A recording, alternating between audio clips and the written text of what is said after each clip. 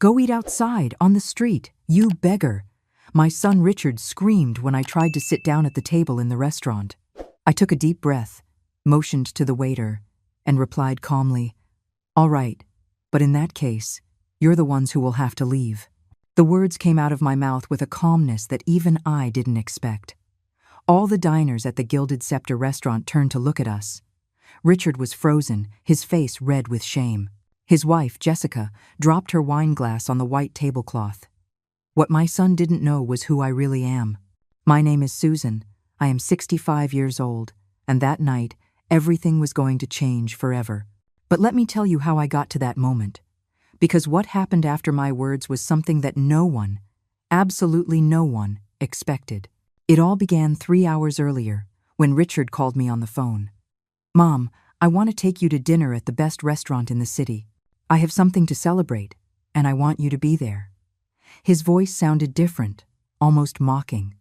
But I, as always, wanted to believe that my son was finally including me in his successful life. I got ready with such care that night. I put on my best dress, an emerald green one I had bought years ago but rarely wore. I did my hair meticulously, put on a little makeup, and even wore the pearl earrings that had belonged to my mother. I wanted to look presentable for my successful son. Richard had done very well for himself in recent years. He was a regional manager for a major company, had a large house in the most exclusive neighborhood, and his wife, Jessica, always wore expensive clothes. But with me, his own mother, he was increasingly cold and distant. I arrived at the Gilded Scepter restaurant at exactly 8 o'clock in the evening. It was an elegant place, with white tablecloths, crystal glasses, and waiters dressed in tuxedos. The kind of place where a single dinner costs more than $200 per person. A place I knew very well, although Richard had no idea. When I asked for Richard Garcia's table, the maitre d'Arthur looked me up and down. My green dress, though my best, looked modest compared to the elegant outfits of the other women dining there. "Of course, ma'am." "Follow me, please," he said with a professional smile. I walked behind him between the tables, feeling all the curious eyes on me. Some people whispered to each other, probably wondering what a woman like me was doing in such an exclusive place. Richard was already sitting at a table in the center, next to Jessica. She was wearing a very expensive red dress and jewelry that sparkled under the restaurant lights. As I got closer, I noticed something that made my blood run cold. There was no chair for me. "Hello, son," I said with a forced smile, expecting him to get up to give me a hug or at least to explain where I was going to sit. Richard looked at me with a smile that didn't reach his eyes. "Ah, Mom, you're here." He didn't get up. He didn't greet me warmly. Jessica didn't even look up from her plate. "And my chair?" I asked, feeling increasingly uncomfortable. "Your chair?" Richard started to laugh. But it wasn't a happy laugh. It was cruel, merciless. "Mom, I didn't invite you to dinner. I told you to come so you could see how successful people live, so you can understand the difference between you and us." I felt as if I had been punched in the stomach. People at the nearby tables started paying more attention to us. "Son, I don't understand," I murmured, trying to maintain my dignity. "You don't understand?" Richard raised his voice. "Mom, look at yourself. Look at this place. Do you really think you belong here? We come to this restaurant every week. We spend more on one dinner than you spend in a whole month." Jessica finally spoke, without looking up from her food. "Richard, don't be so hard on her. It's not your mother's fault she's, well, the way she is." Those words hurt more than my own son's. The humiliation was so intense that I felt tears welling up in my eyes, but there was something they didn't know. Something I had kept secret for all these years. And that night, that secret was about to come out in the most spectacular way possible. "Richard, please," I whispered, trying to control the tremor in my voice. "I just wanted to spend some time with you. We haven't talked like mother and son for months." My son leaned back in his chair, crossing his arms as if he were enjoying my discomfort. "Talk? What are we going to talk about, Mom? Your boring life? How you spend your days watching soap operas in your little apartment?" The people at the nearby tables were no longer hiding the fact that they were listening to our conversation. An elegant couple at the next table exchanged pitying glances in my direction. I felt the heat rise in my neck, but something inside me told me to stay calm. "Son, I work hard. I've always worked hard to get by," I replied, trying to hold on to my dignity. "I don't have much money, it's true, but I have my pride." Jessica let out a dismissive little laugh. "Pride?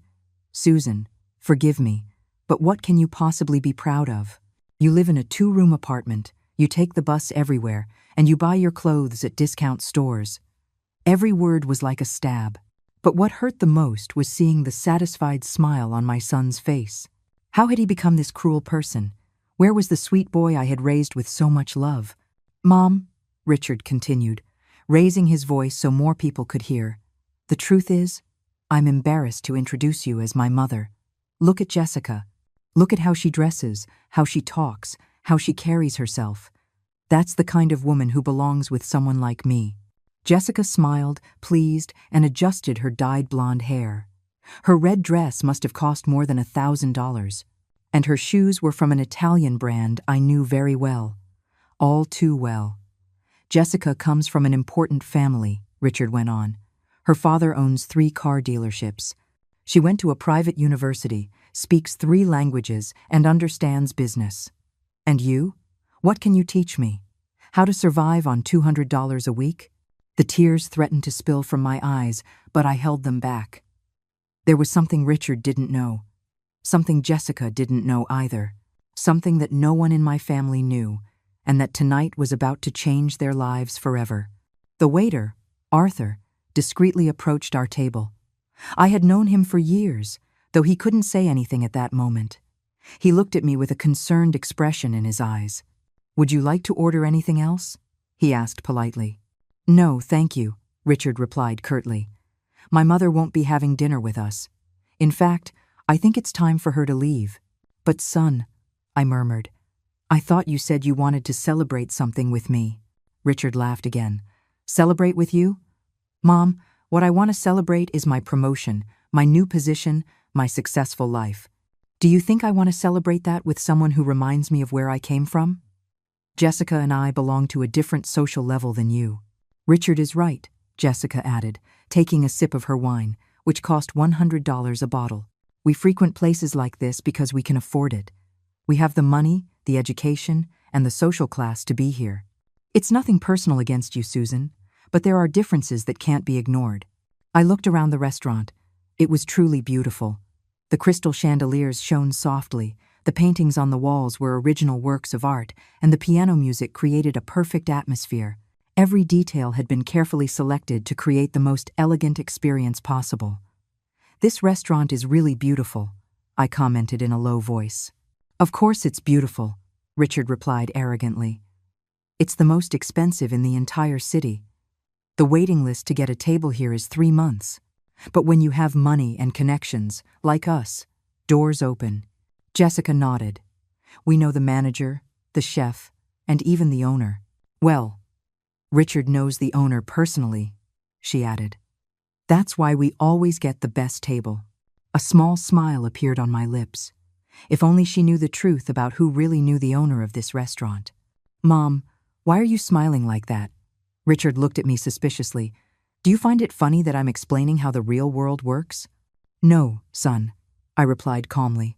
"I was just thinking about something." "About what?" "That you're right about one thing. There are indeed differences that can't be ignored. Differences that you don't know about, but that tonight will become very clear." Richard and Jessica exchanged a confused look. The tone of my voice had changed. It no longer sounded like the humble, submissive mother they knew. "What are you talking about?" Jessica asked with some unease. Before I could answer, another waiter approached the table. It was Oscar, the restaurant manager, a distinguished man in his 50s with an impeccable suit and refined manners. "Good evening," he greeted politely. "Is everything all right at your table?" Richard sat up straighter in his chair, obviously pleased to receive the manager's attention. "Everything is perfect, Oscar. As always, the service is exceptional." Oscar smiled professionally, but when his eyes met mine, I noticed a small flicker of recognition. He knew who I was. Of course he knew. "I'm glad to hear that," Oscar replied. Then he looked directly at me. "Ma'am, are you enjoying your visit tonight?" The question seemed innocent, but there was something more behind it. Richard didn't notice, but I did. Oscar was waiting for my signal. "Oscar," I said in a firm voice, "I think it's time for you to speak with the owner. There is a situation here that requires his immediate attention." Oscar nodded slowly, as if he had been expecting those words all night. "Of course, ma'am. The owner will be here in a moment." Richard frowned, clearly confused by the exchange. "The owner? What are you talking about? Mom, do you know the manager of this place?" Jessica also seemed bewildered. "Susan, how do you know Oscar?" I smiled but didn't answer. I just waited. The next few minutes would be the most important of my life, and definitely the most shocking for my son. Meanwhile, Richard turned to Oscar with his typical arrogance. "Hey, Oscar, I don't know what's going on here, but my mother is a bit confused lately. Sometimes she says things that don't make sense. Her age, you know." Oscar maintained his professional smile, but said nothing. His silence only increased the tension at the table. "Why aren't you answering?" Richard insisted. "Do you really know my mother?" "Young Mr. Garcia," Oscar replied carefully, "I think it's best if we wait for the owner. He will be able to clear up all your doubts." Jessica leaned closer to Richard and whispered, "This is very strange. Your mother is acting bizarrely. Do you think she's all there?" Her words were just loud enough for me to hear, but instead of hurting me, they gave me more strength, because I knew that in a few minutes, she would eat every one of those words. The people at the nearby tables had noticed the tension. Some diners had stopped eating to discreetly watch what was happening. The murmur of conversations had subsided, as if the entire restaurant was holding its breath. Richard began to get impatient. "Mom, this is ridiculous. I don't know what game you're playing, but it's over. Jessica and I want to enjoy our dinner in peace." "In peace?" I repeated, my voice growing firmer. "Like the peace you've given me all these years? Like the peace of being treated like a stranger by my own son?" "Enough," Richard shouted, slamming his hand on the table. The glasses trembled, and several people turned completely towards us. "You're making a scene. You're embarrassing me in front of all these important people." Jessica put her hand on Richard's arm. "Calm down, honey. People are staring." "Exactly." Richard stood up, his face red with anger. "Mom, I'm going to ask you to leave right now. You're ruining my night, my celebration, my reputation." I remained seated, completely calm. "Your reputation? The reputation of someone who treats his own mother like trash?" "You're not trash," Richard yelled, but his tone said otherwise. You're just different from us. You belong to another world. A world of ordinary people, of people without ambition, of people who settle for little." The words echoed throughout the restaurant. An uncomfortable silence fell over the place. Even the waiters had stopped their activities to watch the scene. Jessica stood up as well. "Susan, please. Richard is right. This isn't your place. Look around you. Look at how other people see you. They're looking at you with pity." She was right about one thing. People were looking at me. But not with pity. There was something else in their expressions. Curiosity, expectation, as if they knew something important was about to happen. "Do you know how much this dinner costs, Mom?" Richard continued, pointing at the table. $300. Just for what we've had so far. That's more than you spend on food in an entire month. "And do you know how much the wine you're drinking costs?" I added calmly. $250 a bottle. Dom Perignon 2015. An excellent choice. Richard looked at me, surprised. "How do you know that?" "Because I know this place well, son. Very well." Jessica laughed. "You know this place well? Since when? From looking at the menu from the outside?" Her comment drew a few nervous chuckles from the nearby tables. But I was unfazed. At that moment, a familiar figure appeared, walking towards our table. It was a distinguished man in his 60s, with a perfectly tailored gray suit and a presence that commanded immediate respect. Oscar followed closely behind him. Richard recognized him immediately. "Mr. Gregory," he exclaimed with a servile smile. "What an honor to see you here. I'm Richard Garcia. I believe we met briefly at the business conference last month." Gregory nodded politely. "Yes, I vaguely remember."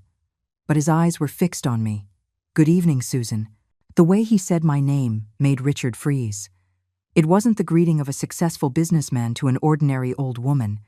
It was the greeting of someone who knew me well. "Good evening, Gregory," I replied naturally. "I'm so sorry you have to come down here for this matter." Jessica looked at Richard, completely confused. "How does your mother know Mr. Gregory?" Richard stammered. I don't know. Mom, how do you know Mr. Gregory?" Gregory approached the table, and his presence made all the nearby diners fall completely silent. "Mrs. Garcia," he said to me formally, "is there a problem I need to resolve?" The formal way he addressed me as Mrs. Garcia made Richard frown even more. Why would such an important man speak to me with so much respect? "Yes, there is a problem," I replied clearly. "My son and his wife have gravely disrespected me.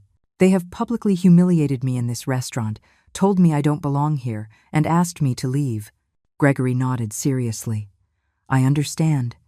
And what would you like me to do about it?" Richard interrupted desperately. "Wait. Mr. Gregory, there's a misunderstanding. My mother is exaggerating. I was just explaining to her that this place is a bit sophisticated for her." Gregory turned to Richard with a cold expression. "Sophisticated for her? Are you telling your mother she has no right to be in this restaurant?" "That's not it," Richard protested. "It's just, well, she can't afford a dinner here. She lives on $200 a week. This isn't within her means." Jessica nodded vigorously. "Exactly. We weren't being cruel, just realistic. This place costs a fortune." Gregory looked at me again. "Is that true, Susan? You can't afford to dine here?" A slow smile spread across my face. It was the moment I had been waiting for years. The moment my son would discover who his mother really was. "Well, Gregory," I said, rising from my chair, "that depends on how you look at it." I took an envelope from my purse that I had been carrying with me for months, waiting for the perfect moment to use it. I placed it on the table, right in front of Richard. "What is that?" Jessica asked suspiciously. "Open it," I told Richard. "Open it and read what it says." Richard took the envelope with trembling hands. Jessica leaned in to get a better look. When Richard pulled out the documents and began to read, his face turned as pale as wax. "No, it can't be," he murmured. "What does it say?" Jessica asked anxiously, trying to see the documents over Richard's shoulder. "What can't be?" Richard read aloud, his voice shaking. "Certificate of ownership. The Gilded Scepter Restaurant. Owner, Susan Garcia." His voice faded to a whisper. Date of acquisition: March 15th, 2018. The silence that followed was deafening. The people at the nearby tables had completely stopped pretending they weren't listening. Some had even stood up slightly from their seats to get a better view of what was happening. Jessica snatched the papers from Richard's hands. "This has to be fake. It has to be a joke." "Susan, these documents are fake." Gregory cleared his throat. "Mrs. Garcia, I assure you those documents are completely authentic. Mrs. Susan Garcia is indeed the owner of this restaurant, and also of 4 other restaurants in the city." "4 other restaurants?" Richard exclaimed, still in shock. "Mom, this is impossible. You live in a small apartment, you take the bus, you shop at discount stores." I sat down again, feeling more powerful than I had in years. "It's true, son. I live simply because I choose to, but that doesn't mean I don't have money." "How much money?" Jessica asked, her voice barely audible. Gregory answered for me. "Mrs. Garcia has a net worth of approximately $8 million. Her restaurants generate annual profits of nearly $2 million. Richard sank into his chair as if he'd been physically struck. $8 million? "Why?" Jessica murmured.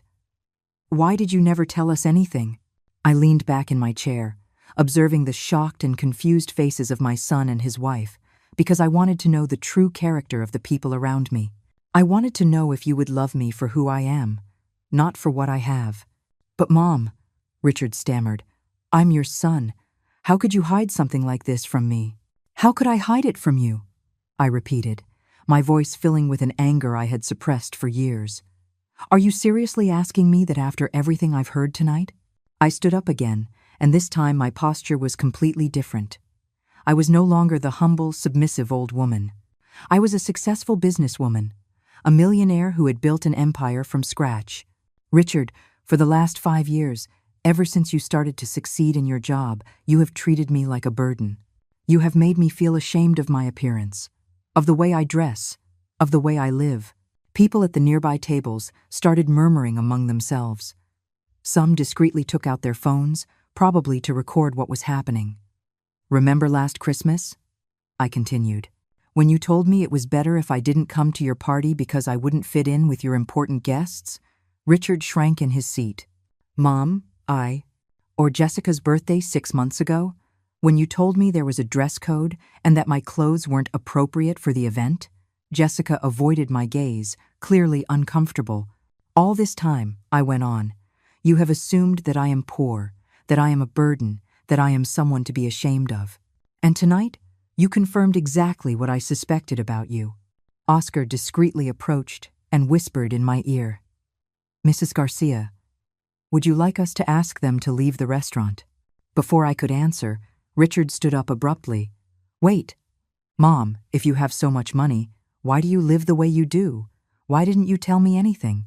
We're family. Family? I laughed, but it wasn't a happy laugh. Family? Richard, 15 minutes ago you yelled at me to go eat on the street like a beggar. Is that what family does? Jessica tried to intervene. Susan, if we had known. If you had known what? I interrupted her. If you had known I had money, you would have treated me with respect? Is that your definition of family love? Conditional respect based on financial status? A murmur of approval was heard from the nearby tables. Clearly, the other diners were enjoying the spectacle, and many seemed to be on my side. Mom, please, Richard pleaded. We can talk about this at home, in private. In private? I pointed around the restaurant. Like when you humiliated me in public a few minutes ago? Like when you told all these witnesses that I don't belong here? Gregory stepped closer to me.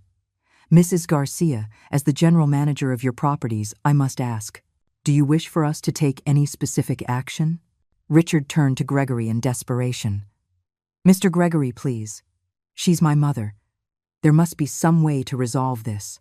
Young man, Gregory replied coldly, you have just spent the last 30 minutes insulting and humiliating the owner of this establishment. Not only that, but you did it in front of dozens of witnesses. Jessica started to cry. We didn't know. If we had known she was the owner, we never would have. Never would have what? I interrupted her. Never would have disrespected me? Do you only respect rich people? What kind of values are those? An elegant man at a nearby table began to applaud slowly. Soon, other people joined in. It wasn't mocking applause, but one of admiration. They were applauding my stance, my dignity, my handling of the situation. Richard looked around, noticing for the first time that the entire restaurant's attention was on us. Mom, people are staring at us. Yes, they are staring at us, I confirmed. They are seeing exactly the kind of person you really are. They are seeing how you treat your own mother when you think she has nothing to offer you. But now I know you have money, Richard said desperately. Now we know the truth. We can start over. Start over? I laughed bitterly.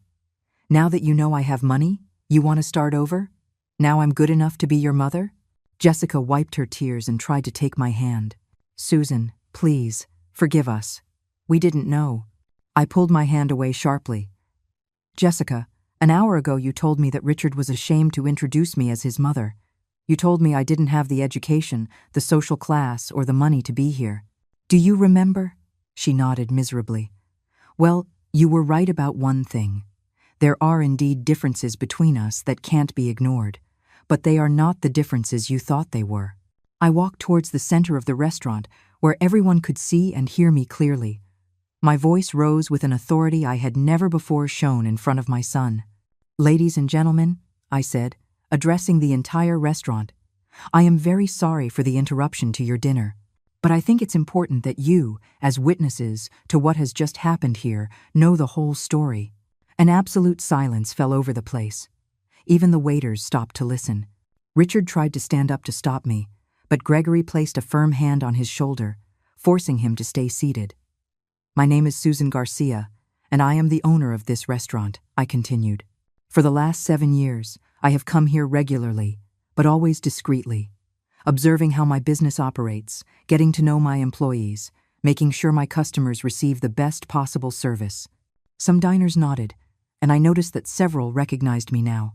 The elderly woman who sometimes sat alone at the corner table, who always ordered the same thing and left generous tips. But tonight, I went on. I was invited here by my own son, who publicly humiliated me, insulted me, and asked me to leave because, according to him, I do not belong in this place. A murmur of disapproval was heard throughout the restaurant. The expressions on people's faces showed a mixture of shock, indignation, and pity. Richard stood up abruptly. "Mom, stop. Don't do this. You're ruining my reputation." "Your reputation?" I turned to him with a cold smile. "Richard, you ruined your own reputation the moment you decided to treat your mother like trash in front of all these people." Jessica tried one last time to save herself. "Susan, please, understand our position. We had no way of knowing that." "That I had money?" I cut her off. "Is that really your excuse? That you didn't know I had money? That's why it was okay to disrespect me?" An elegant woman at a nearby table spoke up loudly. "Exactly. Respect doesn't depend on how much money someone has. It's a matter of basic decency." Other voices joined in agreement. The atmosphere of the restaurant had completely changed. It was no longer an elegant, quiet dinner. It had become the stage for a public lesson on dignity and family respect. I turned back to Richard and Jessica.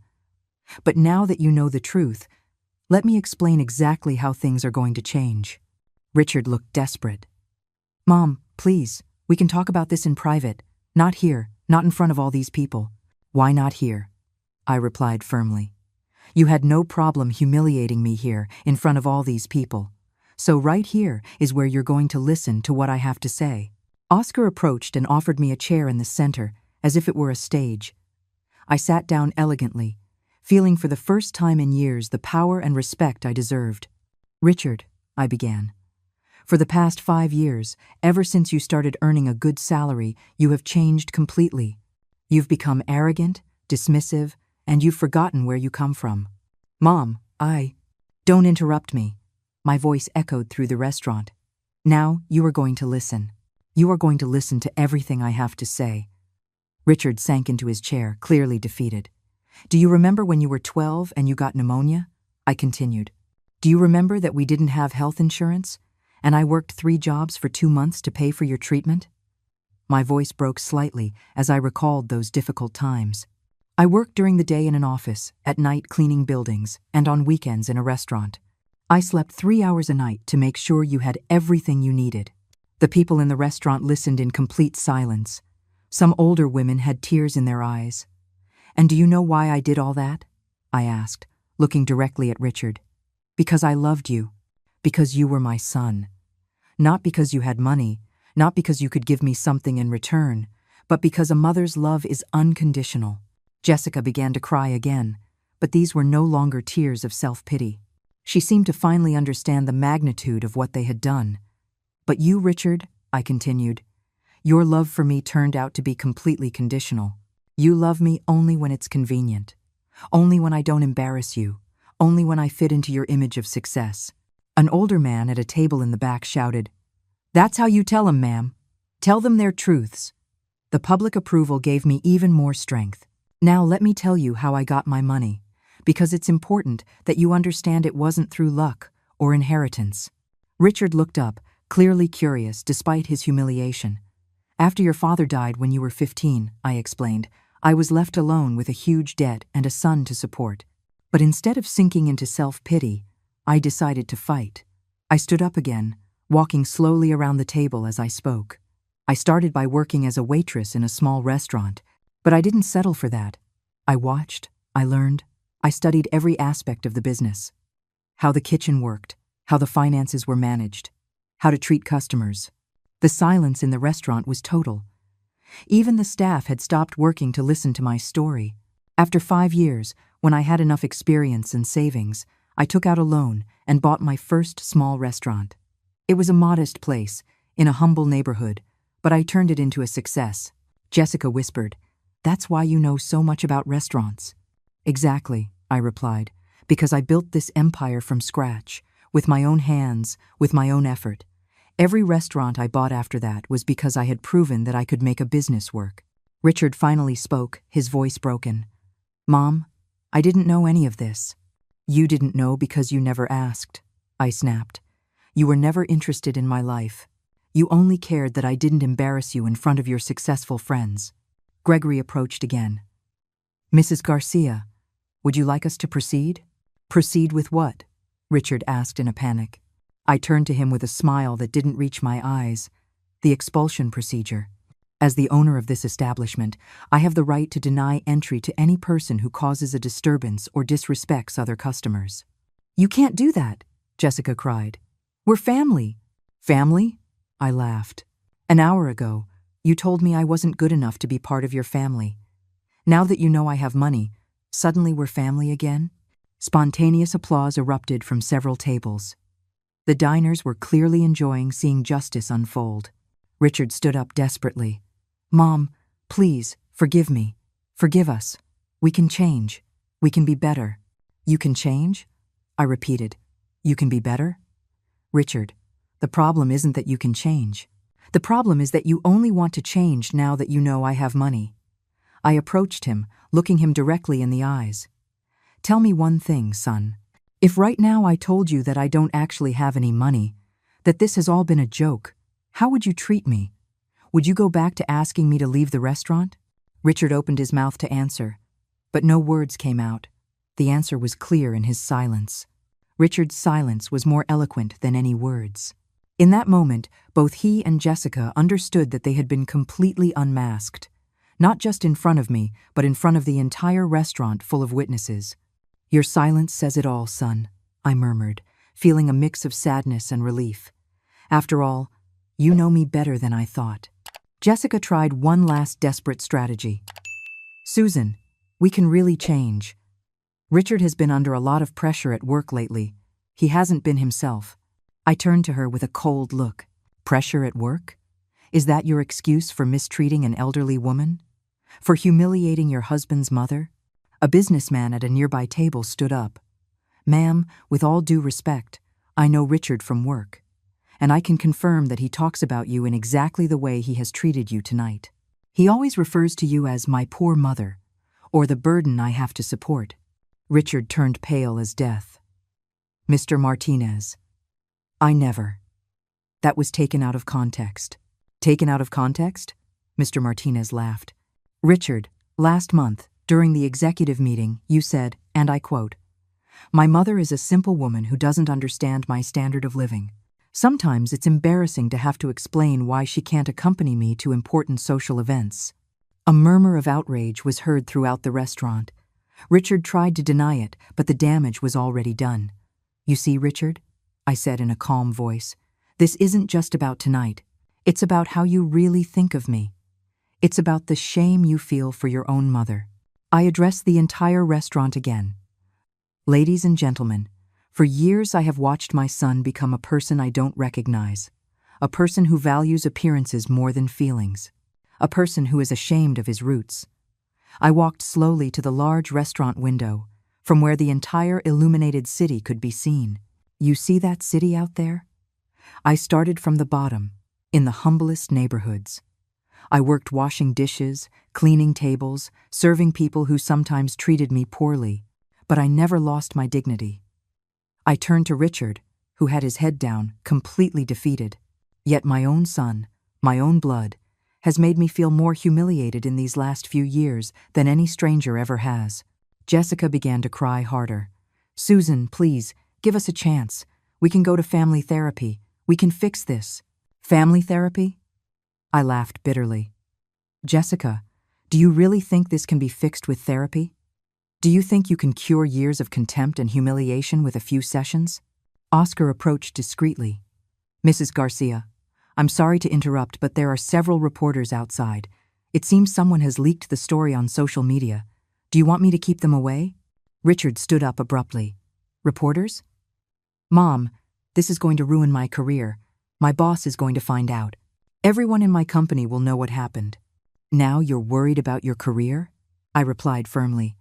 "You weren't worried when you were screaming at me in front of the whole restaurant?" "It's different," Richard yelled desperately. "This was a private family conversation." "Private?" I pointed around the crowded restaurant. You scream at your mother in a public restaurant and you call it a private conversation? Mr. Martinez intervened again. Richard, I'm sorry to tell you, but several employees from our company are dining here tonight. The story has already reached the office. Your behavior will be reviewed by Human Resources. Richard fell back into his chair, as if he had been physically struck. No, it can't be. My career, my reputation. Your reputation, I repeated slowly, was ruined by you the moment you decided it was acceptable to treat your mother like trash. Jessica tried to take Richard's hand, but he pushed it away brusquely. This is all your fault, he yelled at her. You were the one who convinced me my mother was a burden. You were the one who told me to be ashamed of her. My fault? Jessica stood up, indignant. You were the one constantly complaining about her. I was just supporting you. And there it was, the truth finally coming out. Not only had they humiliated me tonight, but they had been bad-mouthing me for years, feeding each other's contempt for me. Enough, I said in a firm voice. Enough blaming each other. You are both equally responsible. I turned to Gregory. Please, bring the documents. What documents? Richard asked, his voice filled with terror. Gregory disappeared for a few minutes and returned with a thick folder. He opened it on the table and took out several papers. These, I said solemnly, are the documents that confirm I am the owner not only of this restaurant, but of a chain of 5 restaurants throughout the city. Jessica looked at the papers with wide eyes. 5 restaurants? Yes, 5 restaurants, including the Secret Garden, where you celebrated your anniversary last year, including Ocean View, where Richard took his important clients last month, including the Gilded Terrace, where Jessica celebrated her birthday. Richard looked up sharply. You own all those places? That's right. And every time you have gone to those restaurants, bragging about your success, your money, your social status, you have been spending money in businesses that belong to me. The irony of the situation was not lost on anyone. Several diners began to laugh softly, enjoying the poetic justice of the moment. But there's more, I continued, taking another document from the folder. This is my current will. The silence that followed was absolute. You could hear a fork drop on the farthest tables. In this will, I said clearly, I left my entire fortune to my only son, Richard Garcia. $8 million, 5 restaurants, and several real estate properties. Richard's eyes widened. Left? Why do you say left? I smiled, but it wasn't a happy smile. It was the smile of someone who had finally found justice. Because after tonight, after what you have shown yourself to be, that will is going to change. No, Richard shouted, standing up so abruptly that his chair fell backward. Mom, please! I'm your only son. I'm your family. My family? I laughed. Richard, an hour ago you told me to go eat on the street like a beggar. That's how you treat your family. Jessica stood up too, panic in her eyes. Susan, please, think about it. Richard made a mistake, but he's still your son. Blood is more important than anything. Blood is more important than anything, I repeated. Then why has my own blood treated me worse than any stranger? I turned to the whole restaurant. Ladies and gentlemen, you have been witnesses to everything that has happened here tonight. You have seen how my son has treated me, how he has humiliated me, how he has been ashamed of me. The diners nodded, many with expressions of approval for my stance. Well then, I continued, you will also be witnesses to the consequences. I took my cell phone out of my purse and dialed a number Richard didn't recognize. Good evening, Mr. Arthur Lewis? Yes, this is Susan Garcia. I need you to come immediately to the Gilded Scepter restaurant with the documents we prepared last week. Yes, it's urgent. The new will. Richard froze. New will? You already prepared a new will? I ended the call and looked him straight in the eye. Richard, did you really think this was the first time you humiliated me? Did you think I hadn't noticed how you've treated me all these years? Jessica intervened desperately. But, Susan, don't you think you're being too drastic? He's your only son. Drastic? I turned to her with contained fury. Jessica, for the last 5 years, your husband has systematically excluded me from his life. He has made me feel like a stranger in my own family. I walked to the center of the restaurant, where everyone could hear me clearly. My voice rose with an authority that surprised even myself. "Do you want to know why I decided to live simply despite having money?" I asked the entire restaurant. "Because I wanted to test something. I wanted to see if the people who claim to love me really did so for who I am, not for what I have." A murmur of understanding spread through the tables. People were beginning to understand the depth of my social experiment. "For 7 years," I continued, "I have lived in a modest apartment, worn simple clothes, taken the bus, and acted as if I were an ordinary retiree. And do you know what I discovered?" Richard looked at me with growing terror, as if finally understanding the magnitude of what he had done. I discovered that my own son was ashamed of me. I discovered that he saw me as a burden. I discovered that he would rather exclude me from his life than explain to his rich friends that he had a poor mother. Tears began to form in my eyes, but my voice remained steady. "Do you know what it feels like for your own son to ask you not to come to his wedding because you don't fit the level of the event?" A choked gasp was heard from several tables. Some older women had their hands over their hearts, clearly moved by my words. Richard turned pale. "Mom, I never said that exactly, didn't you?" I took out my phone and searched through my messages. "Here is your text message from April 15th, 2023. Mom, Jessica and I have decided to have a small wedding, just close family and important friends. I think it would be better if you didn't come. The venue is very elegant, and I don't want you to feel uncomfortable." I read the message aloud so the whole restaurant could hear. The reaction was immediate. Murmurs of indignation, some applause of support for me, and shocked expressions on the faces of the diners. "That message doesn't say you can't come," Richard protested desperately. "Doesn't it?" I continued reading. "Besides, most of the guests are colleagues from my work and important clients. I need to maintain a certain professional image." The silence that followed was deafening. Even Jessica looked ashamed. "Maintain a certain professional image," I repeated slowly. Translated, "Your mother would ruin your professional image." An older man at a table in the back stood up. "Ma'am, my mother was right when she said that ungrateful children are the worst misfortune a woman can have." Several diners applauded his comment. The atmosphere of the restaurant had completely changed. It was no longer just a spectacle. It had become a public trial on family values. Richard looked around the restaurant, noticing for the first time that all the attention was truly on us. "Mom, please, let's go home. We can talk about this in private." "Home?" I laughed bitterly. "To which home, Richard? To my modest apartment that embarrasses you so much? Or to your big house in the exclusive neighborhood where I've never been welcome?" Jessica tried to intervene. "Susan, you've always been welcome in our home." "Welcome?" I took out my phone again. "Let me read you some of the messages Jessica has sent me over the past 2 years. Jessica turned pale. "No, please." Message from December 8th, 2024. I read aloud. "Susan, Richard and I are having a Christmas dinner with our friends. I think it would be better if you came another day, when we can dedicate more time to you." I continued reading. Message from March 22nd, 2024. "Susan, this weekend we have important guests. Could you come visit us during the week, when it's quieter?" Each message I read generated more murmurs of disapproval from the nearby tables. "Do you see the pattern?" I asked the restaurant. There was always an excuse. There was always a reason why I couldn't be present when there were. Important people. Richard slumped in his chair, completely defeated. "Mom, we thought you preferred." "That I preferred what?" I interrupted him. "That I preferred to be alone? That I preferred to be excluded from the life of my only son?" At that moment, the restaurant door opened, and a distinguished man in his 60s entered, carrying a leather briefcase. It was Mr. Arthur Lewis, my lawyer. "Good evening, Mrs. Garcia," he greeted formally. "I brought the documents you requested."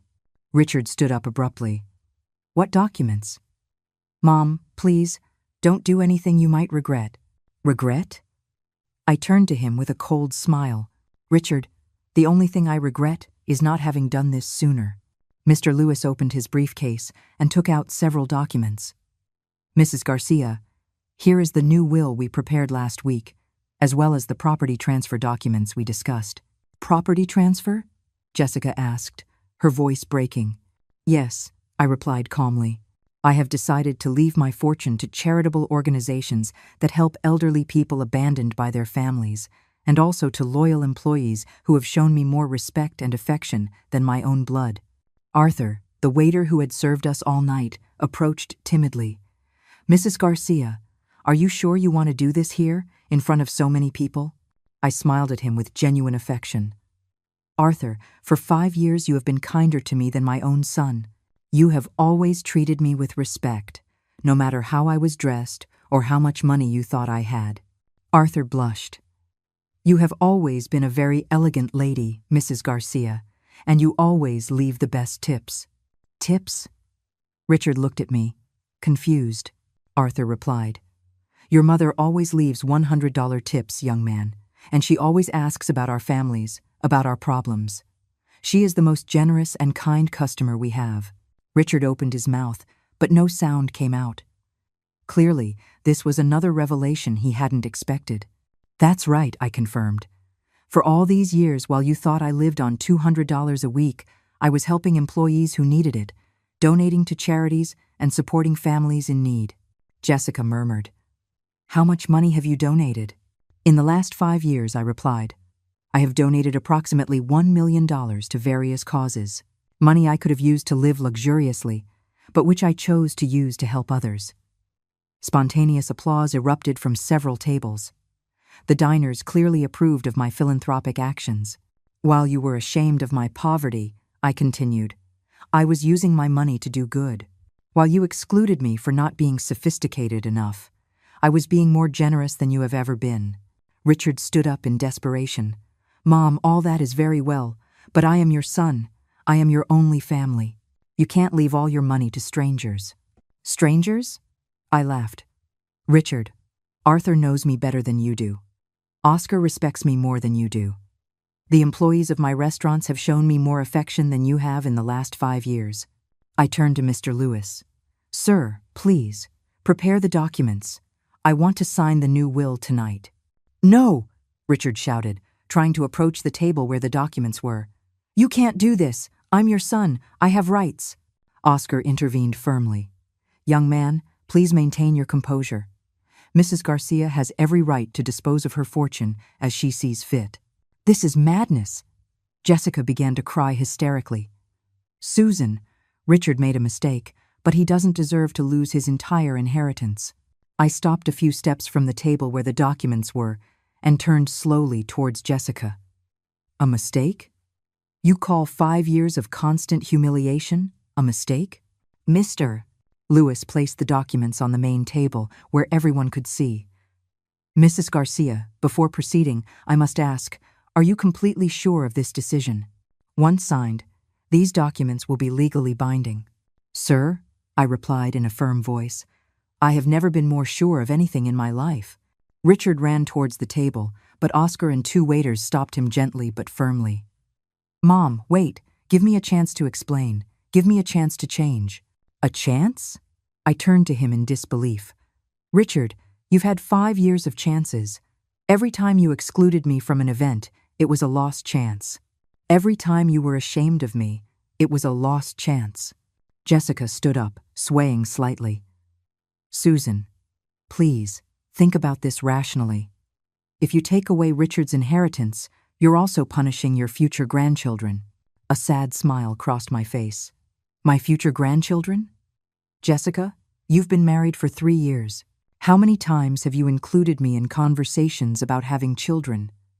How many times have you made me feel like I would be a welcome grandmother? Jessica couldn't answer. The truth is, I continued, you don't want me to be a part of your future children's lives. You don't want a poor, uneducated grandmother influencing the upbringing of your successful children. A murmur of understanding was heard throughout the restaurant. The diners could clearly see the logic in my words. Mr. Lewis opened the document folder. Mrs. Garcia, here are the new documents. The will divides your fortune between 5 charitable organizations and 10 employees of your restaurants who have shown exceptional loyalty. Richard tried to approach again, but this time his voice was pleading. Mom, please, at least leave me a small part. Not everything, but something. A chance to prove to you that I can change. I paused with the pen in my hand. A small part? So you can continue to live comfortably without learning anything from this experience? No, Richard protested, so I can prove that I've learned my lesson, so I can earn you back. Jessica approached me with tears in her eyes. Susan, give him a chance. Set conditions. Make him earn your forgiveness. I looked at my son, who stood there with red eyes and a broken face. For the first time in years, I saw real vulnerability in him, not the superficial arrogance he had shown for so long. Conditions? I repeated slowly. What kind of conditions? Richard lit up with hope. Whatever you want, Mom. Anything. I'll do whatever it takes. Mr. Lewis looked at me questioningly. Mrs. Garcia, would you like us to explore that option?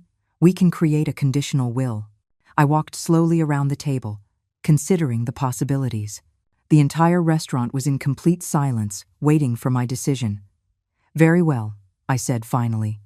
If you really want a chance, Richard, here are my conditions. Richard nodded desperately. Yes, anything. First condition, I announced clearly so the whole restaurant could hear. For the next year, you and Jessica will volunteer at a nursing home. Every weekend. Without exception, Jessica opened her mouth to protest, but Richard stopped her. I accept. What else? Second condition, you will move out of your big house and live on a budget of $1,500 a month. The same budget you thought I had. Richard paled. But Mom, my mortgage, my expenses. What, Richard? You can't live on the budget you considered adequate for your mother? The comment drew some nervous laughter from the nearby tables. Third condition, I continued. You will work part-time in one of my restaurants, as a waiter. You will experience what it's like to serve others, to treat people from all social classes with respect. As a waiter? Jessica asked in horror. But Richard is an executive. Exactly, I replied. And it's time he learned some humility. Richard took a deep breath. I accept. Is there more? Fourth condition, you will write public letters of apology. One letter to the local newspaper apologizing for your behavior towards the elderly. One letter to your company, taking responsibility for your lack of family values.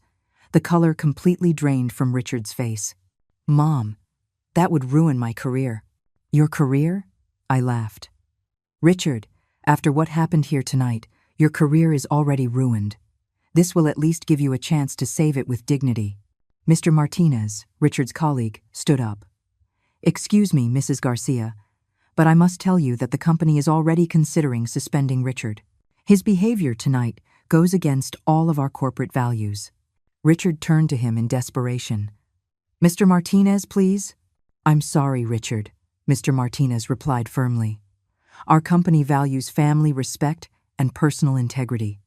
What we have seen here tonight is unacceptable. I turned back to Richard. You see, your career is already in jeopardy. My conditions would at least give you a way to redeem yourself.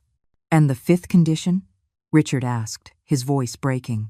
The fifth condition is the most important, I said solemnly. For 1 full year, you and Jessica will visit me every week. Not because I have money, but because I am your mother. You will spend time with me. You will really get to know me. You will learn who I am as a person. Jessica muttered. That doesn't sound so hard, doesn't it? I turned to her. Jessica, when was the last time you had a real conversation with me? A conversation where you asked me about my dreams, my fears, my life experiences? Jessica couldn't answer. And do you know what the sixth condition is? I added. Sixth? Richard asked nervously. If during this 1-year trial you fail to meet any of these conditions, or if you show that you are only acting for the money, the original will is automatically activated. All the money will go to charity. Mr. Lewis nodded. That is perfectly legal, Mrs. Garcia.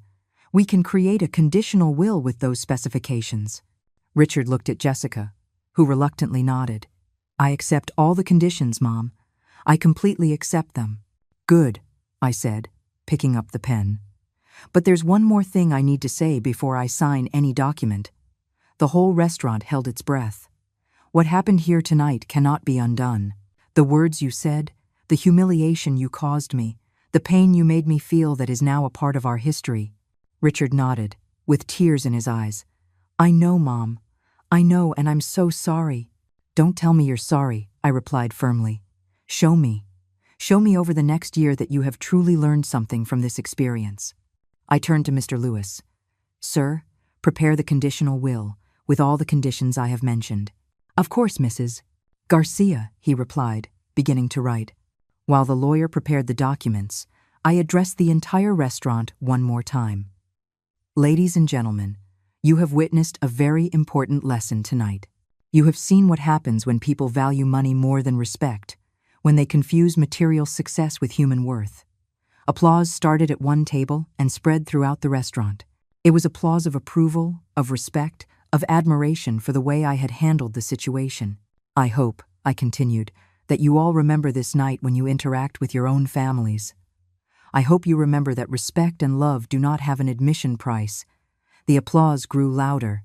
Some people stood up, giving me an ovation. Richard approached me timidly. "Mom, can I hug you?" I looked at him for a long moment. "Richard, hugs are something that are earned. Over the next year, you are going to have to earn every hug, every smile, every moment of affection." He nodded, finally understanding the magnitude of what he had lost. 6 months after that night, that changed everything. I was sitting at the same table in the Gilded Scepter restaurant, but this time the atmosphere was completely different. There was no tension, no shouting, no humiliation. There was only a 65-year-old woman watching her son work as a waiter in her own restaurant. Richard approached my table with a tray in his hands, wearing the black uniform of the restaurant. His face no longer showed arrogance or shame. There was something new in his eyes, genuine humility. "Good evening, Mrs. Garcia," he said with a smile that seemed real for the first time in years. "What would you like to order tonight?" I smiled, but maintained my composure. "Richard, how was your day?" "Difficult," he admitted, sitting in the chair across from me when I gestured. A customer yelled at me because his soup was too hot. Another complained because I took 30 seconds to bring him water. And a lady treated me as if I were invisible. "And how did that make you feel?" I asked, though I already knew the answer. Richard looked down, horrible, humiliated, like I wasn't a whole person. He looked up at me. "Is that how I made you feel for so many years?" It was the first time in months that he had directly admitted the parallel between his current experience and how he had treated me. It was progress. "And Jessica?" I asked. "How is she handling the changes?" "Better than I expected," Richard answered honestly. "At first, she complained a lot about the small apartment, the limited budget, the volunteer work at the nursing home. But something changed a few weeks ago." "What changed?" "She met an 80-year-old woman named Teresa. Her children abandoned her 5 years ago. She hasn't received a single visit in all that time." Richard paused, his eyes watering slightly. Jessica realized that woman was exactly what you would have become if I had continued on the same path. I felt a warmth in my chest. It was the first time I had heard that Jessica had made a real emotional connection with the situation. "Teresa told Jessica how her children only visited when they needed money," Richard continued. "How they would promise to come for dinner, but always had last-minute excuses. How she felt invisible in her own family. And it affected her. Jessica cried all night after that conversation. She told me she finally understood why you had done what you did. She told me that we were turning you into Teresa." Oscar discreetly approached our table. "Mrs. Garcia, forgive the interruption. Mr. Richard has been an excellent employee. He always arrives early, treats everyone with respect, and customers comment positively on his service." Richard blushed slightly at the praise. "Thank you, Oscar. I'm learning a lot." After Oscar walked away, I looked at my son carefully. "Richard, can I ask you something honestly?" "Of course, Mom. Are you doing all this just for the money? Just for the inheritance?" Richard was silent for a long moment. It was a question I had been waiting for the right time to ask. At first, he finally admitted, "Yes." The first few weeks, every action I took was calculated. Every word I said was to impress you. I was acting to get my inheritance back. His honesty surprised me. "But?" I asked, sensing there was more. But something changed when I started working here, when I started really interacting with people from different social classes, when I started to see how the employees spoke of you with such affection and respect. Richard paused. I realized that for years I had been living in a bubble of arrogance. He leaned forward, his voice becoming more intense. Mom, I really got to know Arthur for the first time. Did you know he has 3 children and is paying for his oldest daughter's college by working here? Did you know that you secretly paid for his gallbladder surgery last year? I smiled softly. Arthur is a good man, and I treated him as if he were invisible.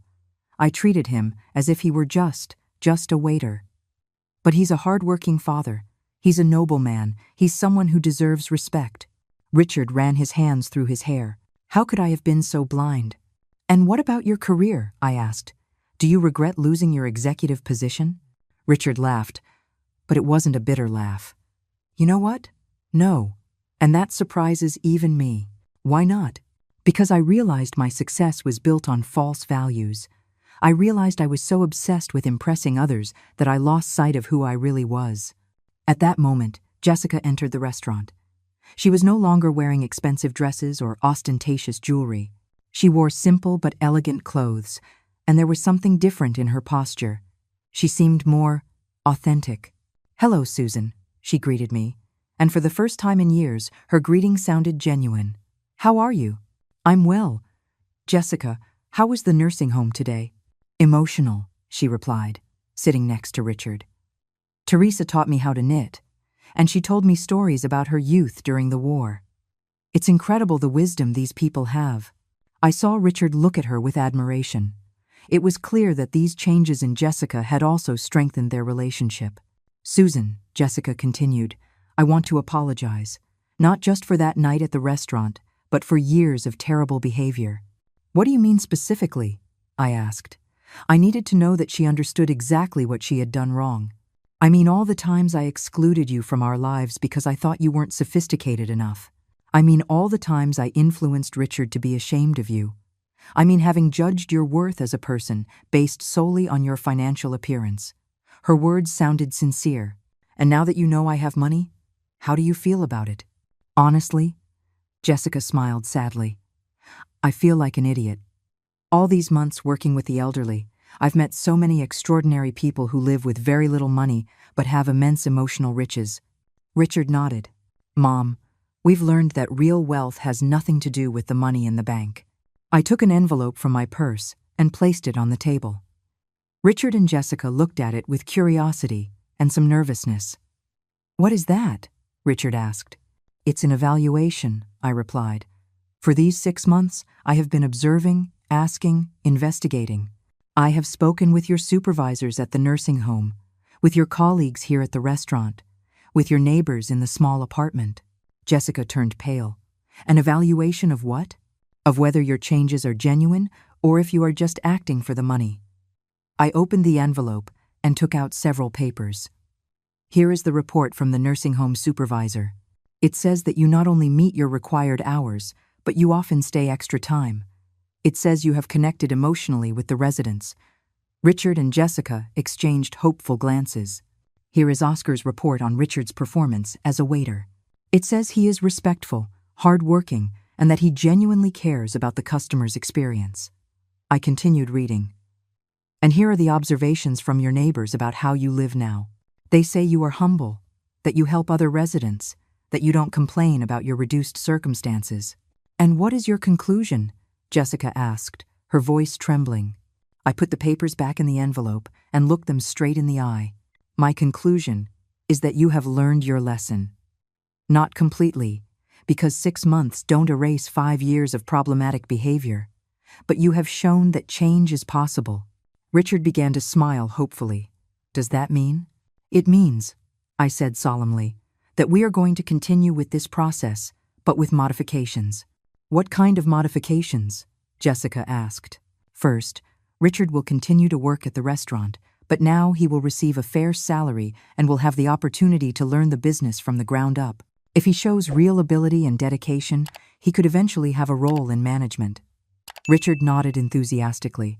Second, you will move to a larger apartment, but you will not return to your previous lifestyle.